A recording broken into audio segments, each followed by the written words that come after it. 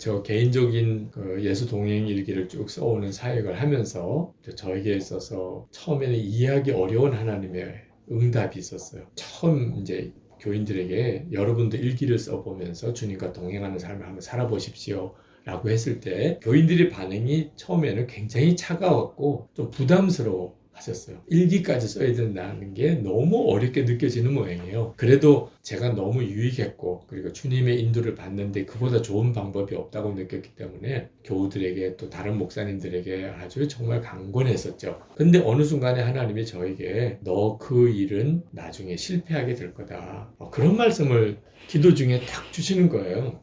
힘이 쫙 빠지더라고요. 그렇지 않아도 힘들게 이 사역을 해오고 있는데 잘 될 거야. 정말 열심히 하면 열매가 많을 거야. 이렇게 하셔도 사실 쉽지 않아 보이는데 실패할 거다. 그러면 왜 해지? 결국 실패할 일을 왜 하나? 이런 마음이 이제 엄청 마음에 부담이 되더라고요. 그래서 기도도 어떻게 해야 될지 잘 모르겠다고 생각이 들고 그럴 때 하나님이 두 번째로 저에게 주신 마음이 실패할 거기 때문에 안 할 거냐. 마치 제 속을 다 보시는 그런 주님이신 것을 깨닫게 됐는데 그러면 실패하는데 왜 해야 되나요? 그 질문이 이렇게 마음으로 나오더라고요. 근데 그때 선명하게 하나님이 왜 나에게 그 질문을 하시는지 알겠더라고요. 예를 들면 스데반 집사가 순교했잖아요. 그러면 스데반 집사는 성공한 거에 실패한 거예요. 이 전도하는 부활의 예수님을 증거하는 일에 실패한 거죠. 부활의 예수님을 전하다가 돌에 맞아 죽었어요. 이제 전도도 더 못하게 됐고 또 그렇게 비참하게 죽는 모습을 사람들이 보고 특히 동료 교인들이 보았을 때 누가 그 길을 따라가고 싶겠어요. 이게 하나님 왜 이렇게 하시나 싶은 일이죠. 그런데 스데반 집사에게는 그게 실패같이 끝났지만 결국은 그로 인해서 사도 바울이 생길 거고 그 스데반의 순교로 인해서 훨씬 더 많은 복음의 역사들이 나타났잖아요. 주님의 일에 있어서는 오히려 스데반 집사의 순교가 놀라운 승리였던 거예요. 자, 그러니까 실패냐 성공이냐고 하는 기준을 나 중심으로 보면 안 된다는 생각을 하게 된 거예요. 이것이 하나님이 기뻐하는 일이냐 주님이 명령하신 거냐 하는 게 기준이어야지. 그러니까 내가 예수님과 동행합시다. 그리고 일기도 쓰면서 매일 점검해 보십시오.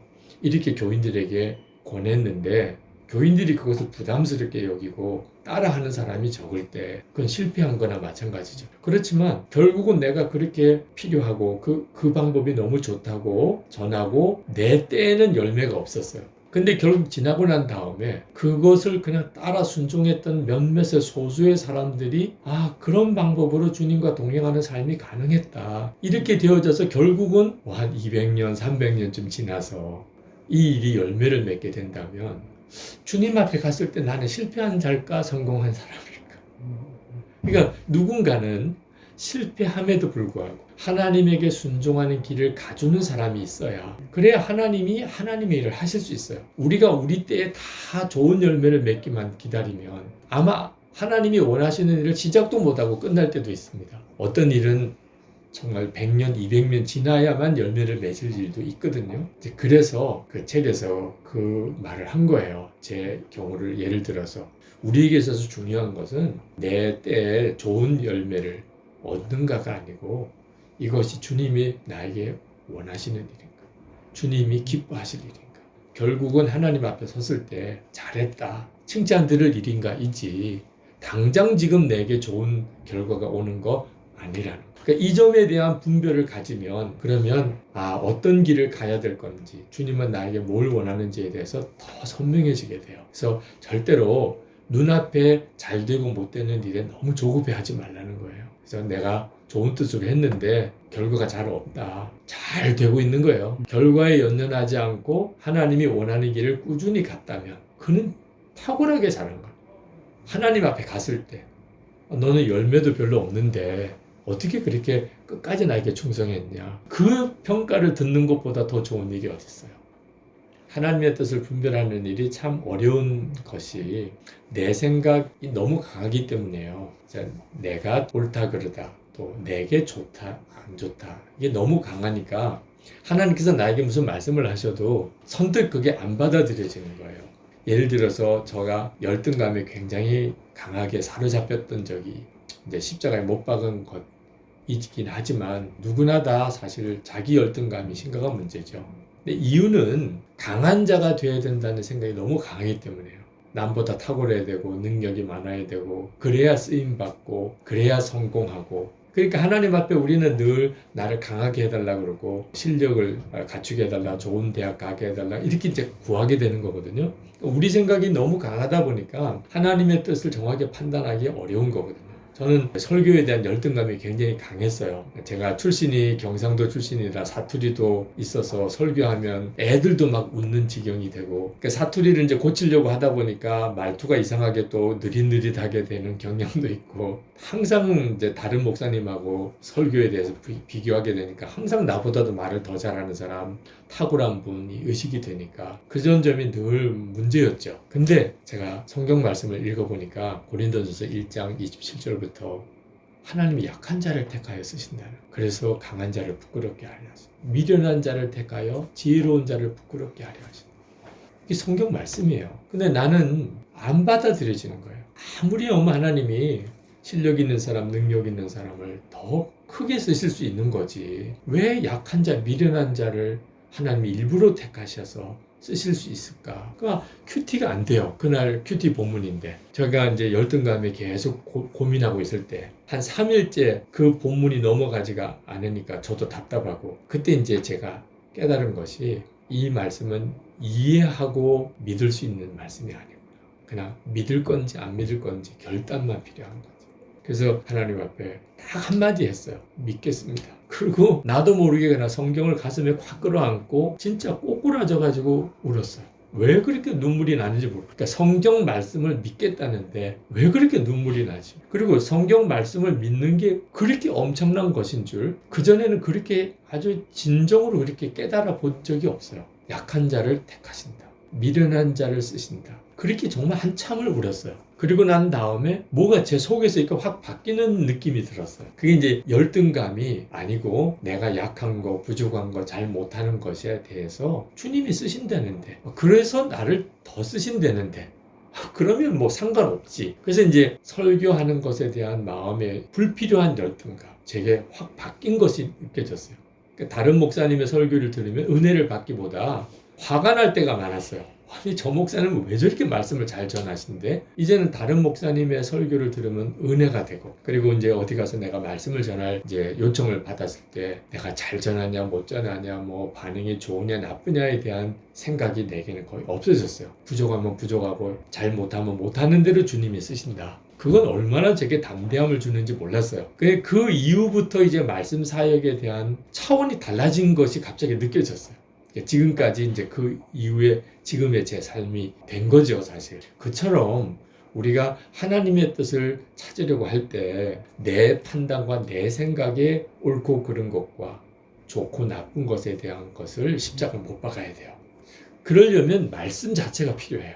그래서 우리 교회에서는 말씀 기도를 해요. 항상 기도할 때도 우리 판단이 너무 앞서요. 이래야 하면 된다고 생각하는 거예요. 우리 가정은 이래야 되고 저 사람은 저래야 되고 우리 교회는 이래야 되고 그러니까 하나님 이렇게 해주셔야 되고 그러다 보니까 무슨 문제가 생기냐면 기도에 대한 좌절이 오기 시작합니다. 내가 원하는 대로 안 되니까. 근데 중요한 거는 하나님의 말씀이 이루어지는 기도가 얼마나 선명하고 또 그 자체가 우리에게 확신을 주는지. 그래서 이제 우리 교회에서 시도한 것이 말씀 기도예요. 하나님 앞에 기도할 때 우리가 말씀을 붙잡고 기도합시다. 그리고 항상 하나님은 우리에게 정말 너무나 선명하게 주님의 뜻을 가르쳐 주셨어요. 예를 들어서 뭐 내가 하나님 뜻대로 살려고 그러는데 너무 뭐 어려움이 많다. 이거 하나님 살아계시면 왜 자꾸 이런 일이 생깁니까? 근데 성경 말씀을 보면 우리가 하나님의 뜻대로 행하여 고난 받는 것이 하나님이 기뻐하십니다. 말씀을 보니까 하나님의 뜻대로 살면 고난이 없는 게 아니고 하나님의 뜻대로 살아서 고난 당하는 것이 하나님이 기뻐하는 일. 그렇군요. 이렇게 선명하게 바뀌게 된다는 거죠. 그래서 말씀을 정말 읽고 거기서 하나님의 뜻을 찾는 자세가 필요하다는 겁니다. 하나님의 뜻을 구하라고 하니까 어떻게 생각하냐면 마치 예언기도 받는 것 같은 형태의 동기를 가지시는 분들이 있으세요. 하나님의 뜻이 뭡니까? 내 인생에 대한 뜻이 뭡니까? 이 길을 향한 하나님의 계획이 뭡니까? 많은 분들이 하나님의 뜻을 앞으로 될 일에 대해서 나에게 미리 알려주시는 것 정도로 생각하는 분들이 많아요. 마치 점을 치는 것처럼 이 길로 가면 성공하겠습니까? 뭐 이렇게 하면 잘 되겠습니까? 이렇게 구하는 것처럼 생각해요. 근데 실제로 솔직히 말씀을 드려서 앞으로 될 일을 내가 미리 알면 진짜 좋은 걸까? 예를 들어서 잘 될 거예요. 하나님이 나에게 가르쳐 주셨어요. 그러면 진짜 기쁘고 좋기만 할 거예요. 제가 보기에는 아무 재미가 없을 거예요.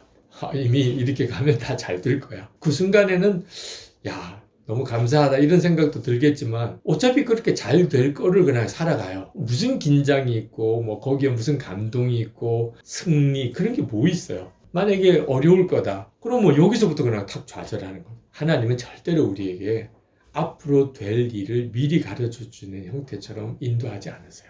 그러면 하나님의 뜻을 찾는다는 건 뭘까? 이제 그런 어떤 운명론적인 어떤 태도를 가지고 하나님의 뜻을 구하려고 하는 것은 하나님의 뜻이 아니고요. 하나님의 뜻은 지금 있는 내 지금 이 삶의 현장에서 내가 어떻게 하기를 원하시는가. 고난을 왔을 때 하나님이 나에게 오히려 감사하게 하든지 내가 굉장히 손해보는 그런 일들이 눈앞에 있는데 하나님이 손해를 감수하면서 하나님이 기뻐하는 방향으로 나가라고 하든지 하나님의 인도하심은 그런 경우인 거예요. 운명론은 어떤 일이 이미 다 결정이 돼버렸어요.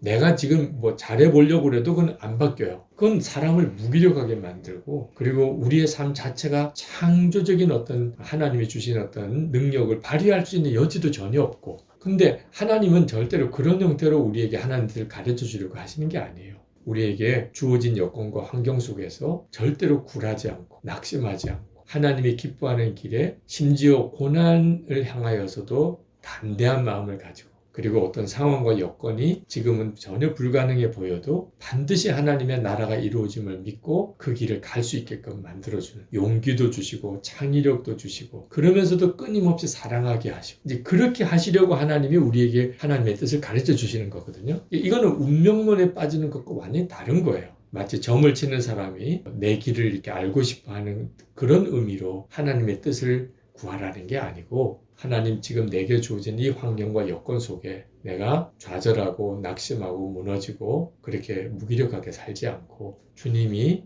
이끄시는 삶을 향하여 때때로는 용기가 필요하고 때때로는 정말 헌신하고 그러면서도 더 정결하고 그러면서도 더 사랑하고 그렇게 살 수 있도록 우리를 만들어 주시는 하나님이심을 믿자고 하는 거죠.